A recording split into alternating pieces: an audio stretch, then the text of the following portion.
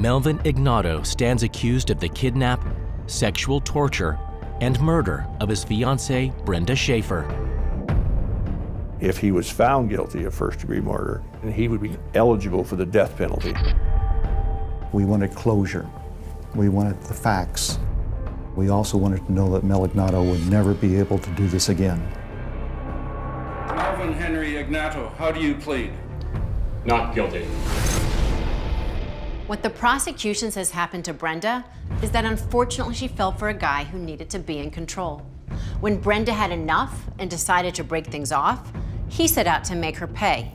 First with her dignity, and then with her life. That's the story they've been fed by Mary Ann Shore anyway. But why should a jury believe anything she says? People in town know better than to take her checks. Would they really send a man to death row on her say-so? You swear to tell the whole truth and nothing but the truth, so help you God? I'll swear. On September 24th, 1988, Mary Ann Shore revealed to us that the plan was to bring Brenda Schaefer over to Mary Ann Shore's house. I'd like to go home now, please. Sit down. They had the materials to bind her there already. They had the camera ready with multiple rolls of film. Put your arm down. Put your arm down. You tied her up. According to Mary Ann Shore, she was bound face down on the glass coffee table. Her legs were tied, her hands were tied.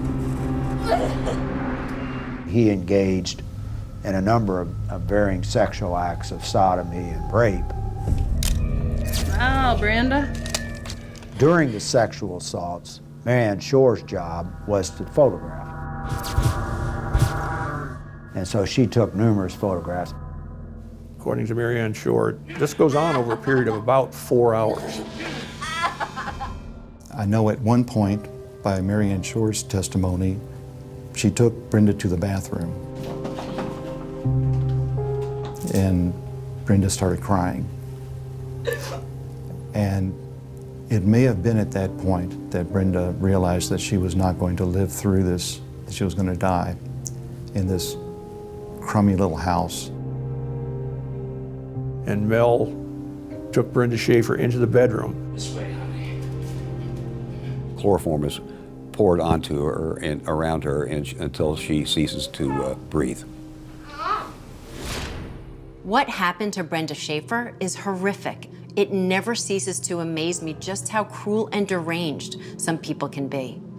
Melvin Ignato deserves everything that the justice system can throw at him. We can't bring Brenda back. We can try to find her justice. But we gain nothing by piling injustice on top of tragedy. We know for sure that Mary Ann was involved, but she's not on trial for murder, never copped a plea.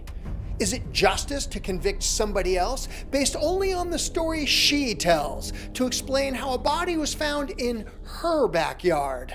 Absolutely not.